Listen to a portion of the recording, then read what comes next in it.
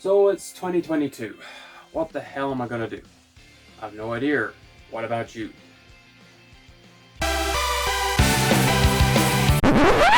Here comes a new challenger!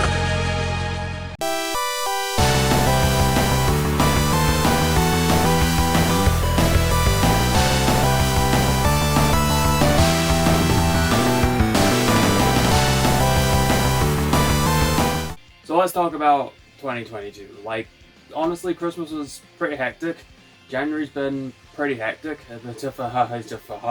It's overall, it's not been a bad month, but it's been a very busy one for me. So therefore, this video is kind of late, kind of last minute, kind of this way it's gonna be. It's not a review. Think about this like the quick shot, ultimate, penultimate, final episode thing I'm doing. It's not really a quick shot either. I'm gonna do it as a main review, but I want to give you guys an idea. At Christmas, I got given a Switch because over last year I was a really best other half, and she wanted to treat me, and I love her to bits, so she got me a Switch. She also got me some lovely games, and I went out and bought way more games. When I played it, I spat blood when she went and bought her own Switch, which we now have two Switches. I've owned the Switch twice, and she's got her own one. So, yeah, that's weird. But anyway, I have played so many games over the last month because I had plenty of time during the night to actually play these games, but no time to actually do this. So I want to bring you guys my thoughts on these games I've been playing, along with a bit of extra bonus because I did pick up a 3DS as well. And I did pick up some games where I have played them and I have a lot of fun. So we're going to just roll on into this and have a look because, my god, there are a lot of them. There's a lot of these games. So let's crack on into this. Let's start with the Switch because it's the easiest one to do. Mario Kart 8. Well, it's Mario Kart 8 Deluxe, but it's Mario Kart 8 that's been released on the Wii U first. It was great as a game, it had DLC, but this is the Switch version, which is all the DLC, minus the Mercedes stuff you got in the Wii U, which is kind of weird. I just don't think they have the licensing for it, that's why. I managed to beat it. I'm on the 200cc, which is kind of like going ludicrous speed from Spaceballs level. I have a lot of fun playing it, but it didn't take me that long to get there. There's no actual new... Oh wait, introducing new racers. There are some new racers. Overall, I didn't really see them. Haven't really noticed them. Their inclusion. It's okay. It does what it does. I mean, you race around the track. I think Mother Half's getting me fed up saying this late at night. Dread it. Run from it. The shell arrives all the same. Because I see the blue shell always chase me, so hey. It's fun. I don't really want to talk about Mario Kart 8 as a game on the channel, other than it's a racing game. We have fun with it. Hey ho, if you have friends, go play it with them, but it does its job for me. I got what I paid for on this one, Super Mario 3D All-Stars. Honestly, I got what I paid for solely because Super Mario 64, Sunshine, and Galaxy. Galaxy 1, to be honest. Galaxy 2 would have been amazing to play, but Galaxy 1 I can't really complain because I did play the crap out. Love the orchestral music, love the way it handled, love the idea. The reason I want to play Odyssey way more now, because I enjoyed it. 64, it handles the way I remember it to. I wish it was the DS version, because the DS version at least actually gave you a wee bit more fleshed out, and I know it's the DS version, but 64 was pretty much ported on DS, but given some more character skins, some extra things, some additional love and care. This just feels a bit janky, like it doesn't work as well as I remember, or the controls are that stiff. I'm just like, oh fantastic, it's that way inclined. Overall, I have enjoyed it. As for Sunshine, this is my first time properly playing through it for more than 10 minutes. I've given it a good couple hours, good couple levels, and I'm not a big fan of it. I absolutely hate Sunshine. There's a reason on Twitter I actually posted up going, picture of Amphibia and coming out the drain going, Mario Sunshine's not that great, load of knives and that, because that's exactly what happened. I said to my friends, Sunshine's actually quite crap. And my friends just tore into me for hours on why it's the best game ever. I honestly don't think it is. It's not one I'm ever going to come back talking about, because Mario's kind of is what it is. I mean, Sunshine, cool game, but not for me. Galaxy, cool game, just wish it was Galaxy 2. And Super Mario 64, it's a good retro game, just not executed well nowadays because the controls are really clunky. I just wish it was updated. That's all I wish. I'm just griping about this game because I get what I paid for. Talking about getting what you paid for, Super Smash Ultimate. Yeah, I I not only paid full price for this, but I've also paid for both the fire passes, which no game should cost 100 quid, and Hitman, be quiet behind me. No game should cost you 100 quid just for additional fighters, etc., especially when it's not going to make a huge difference to the game. Like, honestly, having the fighters pass, like, yeah, you can buy them individually, and the first thing I did was buy Sephiroth, because, hey, my boy. But this game boasts the biggest roster because it is all the rosters from all the Smash games. It has all the stages, cool. It has an adventure mode, but honestly the adventure mode's kind of gaff. Honestly, I didn't like it whatsoever. It's not the fact I don't like Smash adventure modes. Brawl did the adventure mode amazingly well. The Spirit or whatever mode they called it in this is actually quite crap. Also, what you unlock in that doesn't unlock in the actual game itself, so you still got to go play normal Smash to unlock the characters until I figured out the exploit of beating a stage on the normal Smash, new challenger approaches, beating them, unlocking them, resetting my game, doing it again. And I did this for about like half the roster because I just couldn't be bothered playing 6 games in a row, winning or losing, unlocking a character, winning 6. It was very random, whether it was 3, 6, 2, 1, 5. It was so random. I like playing the tournament, and I'm looking forward to playing this more with friends and at my locals because we hold tournaments. So it's what you do. It depends how skilled also you want to be. Like, I'm Sephiroth for a reason because I've got a big range attack and a big magical attack, which has 3 different phases. Short fire burst, big explosion, blue, and then my biggest explosion tells you get the hell off the stage. It's cool, it's great. Some of the fires don't need to be like King of Fighters. It's not my favorite game. I don't really like it. Never understood it. And I always looked, I went, well, I'll just play Tekken or Street Fighter or hell, Guilty Gear. Overall, it's not a bad game. I do enjoy it, but I'll wait till this goes on sale or clearance or something like that, and then pick up the Fire Pass, because 50 quid for the game, 50 quid for the Fire Pass. You see where, like, you're shafting me there, people. Not, thank God that was Christmas money. Pokemon Snap. Well, new Pokemon Snap, that's it. It's alright. It's Pokemon Snap. It's exactly what it is. You're still on rails. You're still taking photos. You're still seeing wonderful, like, Pokemon interacting and that. There's day and night cycle. There's more things happening, more times you go through it. Yeah, it's Pokemon Snap. There's not much I can really say to this other than, holy crap, the amount of text. At least in the original Pokemon Snap, you go to Professor Oak and goes, "You are Klaus. Yes. Oh, fantastic. You're great at this." This one is, you stand there and it's spiel. Oh, by the way, here's an item. Spiel. Go to this item, this area to learn how to use that stupid item. By the way, spiel all the way through it. And then finally, you get to go on the level just to use it for one little thing. It's Pokemon Snap with more crap. Like, that's the way I'm saying it. It's a good game, beautiful game, but I could really do with a huge skip button that just goes past everything and just goes straight into them. Because it should go, have you played Pokemon Snap before? Do you care about the story? No. Good. Here's your camera. Go play it. That's all it is. Not bad. I picked up on a good deal. Played it about 2-3 hours. I'm not that far. Probably like into the 3rd area, but I've gone back that many times because I like the idea of collecting, getting platinum stars, whatever. I like that idea of beating the game. I just didn't have the time to do it. That's the problem. So yeah, I'm probably going to revisit it again, but not as a review or anything like that. I'm just going to play it at my own leisure. Animal Crossing. It's Animal Crossing. It will suck hours out of your life. You gotta play this religiously every day, whenever you can. I hate this game. I really hate the missus picked this up thinking it'd be a good game. I can't judge her on this. She doesn't know games that well. I don't like the idea of a game that has an internal clock that actually changes with the day, that if you have to do something by 11 o'clock and you're working or you're sleeping in or you're busy at the time and you can't do it, I don't like that. I hate the idea that my time passes. Stardew Valley has an internal clock, but it's in-game, where it goes, right, your day's like, what, 12 minutes? Go have fun. This didn't change the formula. I used to play Animal Crossing, I used to love it. I just don't have the time, nor the patience, nor the dedication for this game.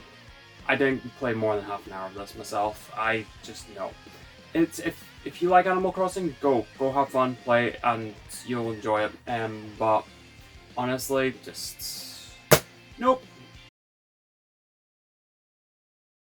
Spyro the Dragon. It is Spyro the Dragon that was released several years back on Xbox, PS4, etc. It's just a port of it where it's all 3 games. They're exactly as they feel. I say I'm playing this because I've played quite a few levels for the wife-to-be. She is actually playing through it.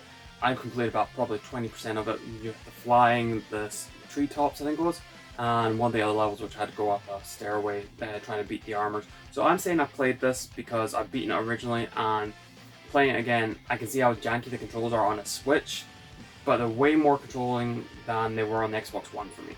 Other than that, really great game. I really suggest go and get it. Playing through Spyro 1, 2, but never 3. And I know that's divisive because people are kind of like, oh, but 3's good. Well, 3's alright. I do not intend ever coming back to that as a review. Sorry, people. It's Spyro. It's until they do something brand new with it. Hey-ho. Super Mario 3D World with Bowser's Fury. Now, I'm going to just quickly glaze over 3D World. For one good reason, it's 3D World. 3D World is the same as it was on the Wii U. I like the fact it's been ported and you don't have the Miiverse scrolling past telling you things anymore, or people doing their stamps. You still gotta collect the stamps, which, you know, they can't take that out for a port, blah blah blah. It's fairly good. It's exactly the same. I'm now up to the Bowser world. I'm gold posted. I've 3 stars. It shows you how easy it is because I've only spent 2 days on that, and it's probably about like an hour. Oh, I was about to say an hour, but no, probably spent about 4 hours on each day doing it, just because I'm a perfectionist. Plus, I already know half these levels inside out. It's what it is, but it's not the game I want to talk about. I want to talk about Bowser's Fury for a reason. Bowser's Fury is wow. It's honest to God, this game blew my mind the most. This is where I spent most of my chunk of playing any game. It's an idea of you're on a timer for like whatever corrupted Bowser, whatever Bowser. I didn't really read the story. Sorry, guys. This Bowser has a timer, and when he hits his timer, he comes in and ruins your day. You have got to collect cat shines in order to light up lighthouses, and also get the Giga Bell to beat Bowser. You rinse and repeat this so many goddamn times while collecting all the cat shines, and eventually forcing Bowser back and revealing more worlds. I like this where you start off with a small world, reveal bigger worlds, but still have the choice to complete the world you're in before going on to those worlds. That's the way I took it, that's the way I approached it, that's the way I beat it. I had only done about 60 odd cat shines by the point where I was like, hey, there's 100, go and collect the other 40. And it was worth the reward. The final boss battle was amazing, I love it, and it's one of those games that, yeah, this made an impression where I'm going to go and make a review about it. And honestly, I would say still pick this up. It's still a great game to play with 2 friends. And the Bowser Fury, you get to play with Bowser Jr. as well, who is immune. I like the idea of your power-ups stack. There's so much I can talk about it. It's so good. So I definitely suggest that if you get a Switch, or you have a Switch, or you play a Switch, or you haven't played it yet, I say go play it.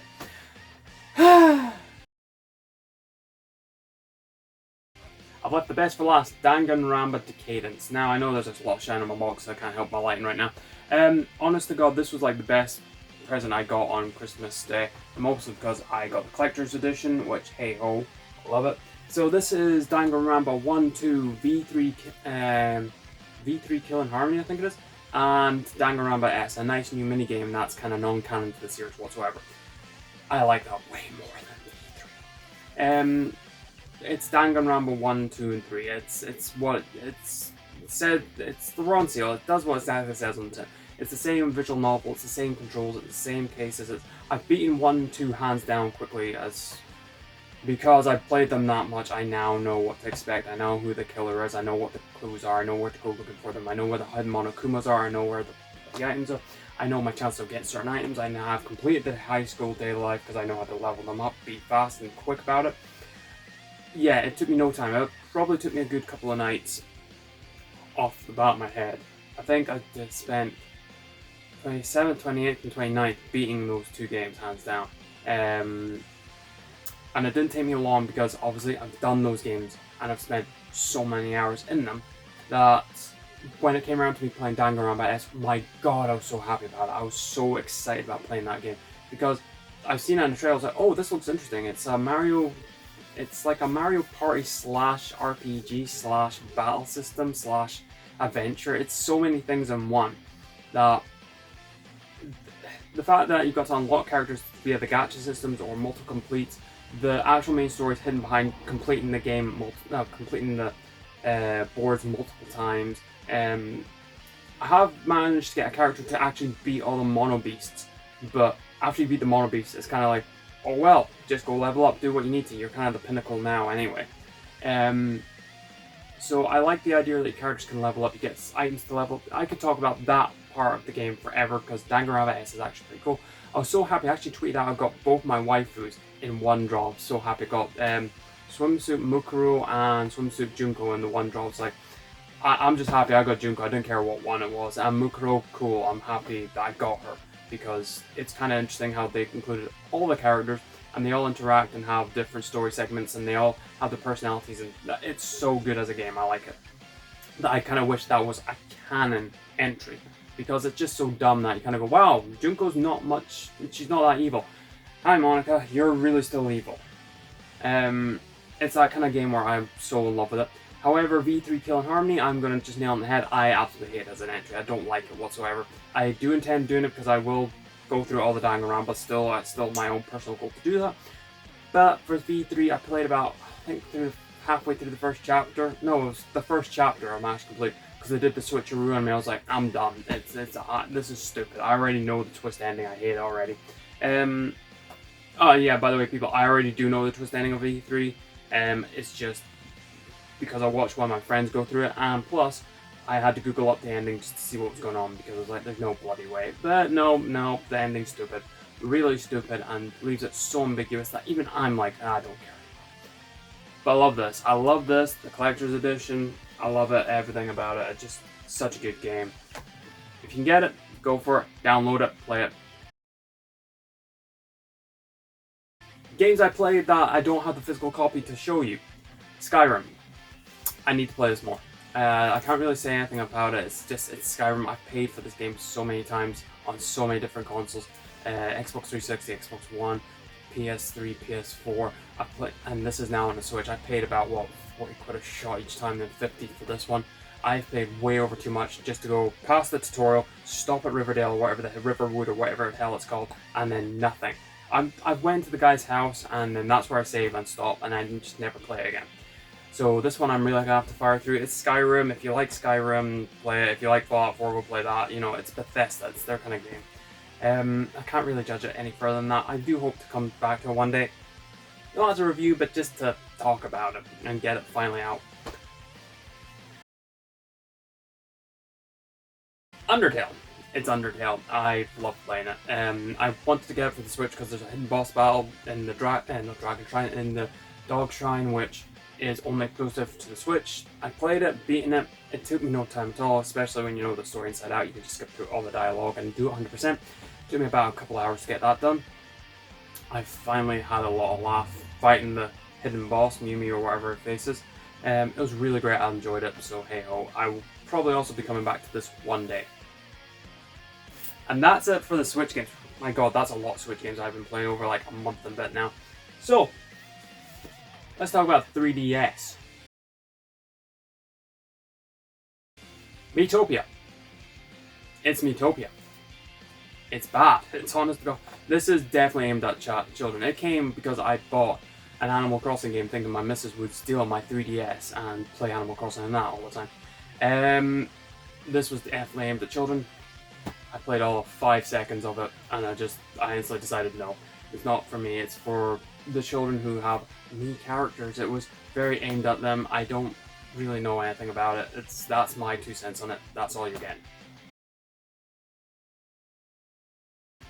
Animal Crossing, New Leaf. It's good. It's Animal Crossing, but then again, like I said about the other Animal Crossing, you need to dedicate time. Because it's 3DS, you'll always have it on you most of the time if you're playing this game religiously. Originally, when it first ever came out, and I originally had a 3DS, I played it religiously. I did play it quite substantially, a good year or so. But after that, I just don't. I cheated that. I maxed out my bells, etc. and all that. But this time, I tried playing it for about like a day. Built my house, went into the tent, saved, and never played again. Because I just don't have the time. That's the thing. If you're going to play these games, I will stress have the time to do it. Actually make a part of your routine of I go to work, I come home, tend to my villagers, blah blah blah, because it's one of those ones that it's an eternal clock. It's a pain in the bum. Hey ho. I'm cheating here because now I'm back down to DS games because I wanted to play some older games which are part of my childhood. I picked up Mario Kart DS. Oh boy, this has aged. I've already beaten it. I've unlocked the majority of people. I'm just in mirror mode now on it. The drifting mechanic's very primitive. Instead of just drifting one way and letting it charge up, it's now wiggle left or right and you see the sparks change color. It's very Crash Bandicoot CTR way.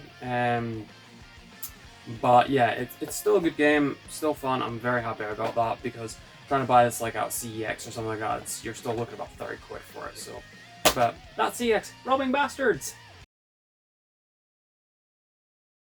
Chrono Trigger. Now this one was gifted to me way before December, with the intent I was actually going to review it. I'm working on the review for it, but just like the Final Fantasy, it has developed legs. This is actually going on for about 4 pages now. Final Fantasy 17. I will get to this. This is going to be in one I'll be doing very soon. Whether it's January, February, or that. Don't count anything for me, people. I'll tell you why at the end of this video. I will be reviewing this. Lemon Lightning gave me this, and he's like the best friend ever because he's such a gem. I love him to bits, and I genuinely mean that. From my heart, I do miss him because I don't see him all often. And when I do, it's just like, it's a hug of warmth. And getting this from him was a bigger hug of warmth. Chrono Trigger. I want to call it Chrono Cross because I have yet to play that one. Chrono Trigger is by far one of the best games I've ever played. I played it on the SNES. I got it on my mobile. I played it multiple times. And I eventually got the DS version from him, and I am so happy because I actually completed this super fast. This was the first game I played on the 3DS as soon as I got it. To the point where I spent about 15 hours beating the game, hands down, not leaving a damn thing out my foresight. And you guys can argue, oh, that's a bit fast. Well, I know the game inside out, so I can speed through it. I'm not like the speedrunner or that. And 15, I'm kind of quoting. I can't remember because I don't have the thing in front of me to look at my save time. I'm quoting 15 because that's what it feels like. But yeah, I managed to beat it, get the alternative ending as well. Not alternative, the true ending. I managed to beat it. I love certain characters and the characteristics and how they develop feel. I've got so much to talk about with this game and so much how I feel about this game. So I can't wait to bring this review to you guys, and I will be heavily thanking Lemon Lightning for this because he's such an ace friend and I love him to bits for it. The last one I'm going to talk about is Another Code, Two Memories. Now this, I love. This is part of my teen childhood, solely because this was the first game I picked up that I was like, oh, this looks so mysterious. It's a visual kind of novelty kind of game. It's a mystery game. I like it. Played the ever-loving crap out, could speed run it to the point where I could skip all the puzzles. I could cut out a huge chunk of the game. I can beat the game in about an hour and a half at best, I think. I'm trying to remember how long it took me to beat around this time. I think it was like an hour and 50 minutes or something, because I had to remember some of the puzzles. I can't remember, but you can speed this game super fast. If you're just smashing your way through it and you know all the codes and etc. You don't need to take pictures and etc. You know all that, you can pretty much run it fast. Which I might actually do as a video one day, just to speed it. Other than that, I've thoroughly loved this game, so much so I actually really enjoy the sequel called Another Code R, which was on the Wii, and I actually bought that full price because I was super happy about it. It's a very fun game, and this is another one I am coming back to review this year. I can't wait to talk about it because it's okay. The protagonist is annoying. The game's not exactly defining on puzzles, but it still is such a good distraction. I liked it, and playing this again and owning it for a good price, I liked it. And when I say a good price, it's cheap, but to get it, why it's cheap? Because honestly, I hate to see the day this goes up in price. Other than that, that is it. That is all the games I've been playing, and this one I like to go back to once in a while. So there you have it, people. So many games I've been playing over the last month and a bit. And honestly, each one's been fun or disappointment, depending where I actually sat with my opinion in each one of these. I hope you have enjoyed this, and I know I've had a window showing you gameplay and that, but I'd rather tell you like this because I'm not going to do a whole video on cutting and editing between voiceover and the gameplay, because it means me capturing every one of these games. I only had to capture the Switch games, DS games I'm still working on. I've had fun playing these games, and I hope you had fun watching me talk about these games and think, oh, that's on my to-get list, or that's one I can't wait for you to review. Hope you've enjoyed this, and thank you very much for watching, and yeah, welcome to 2022. watch out for a few of my reviews. A lot of stuff is going to be coming out. And yeah, I don't know, I'm going to have an explanation video soon about what's happening with this year, blah blah blah, because I did one at the end of last year. What's going to be happening. Anyway, I hope you like this. Go check out my Twitter, memory card, and go check out my Facebook. I don't update that as often, but my Twitter I really do. Instagram I don't do anymore. So just go check out Twitter. I enjoy that. Thank you very much for watching, people, and comment, subscribe, and yeah, just watch out for the next one I'm going to do.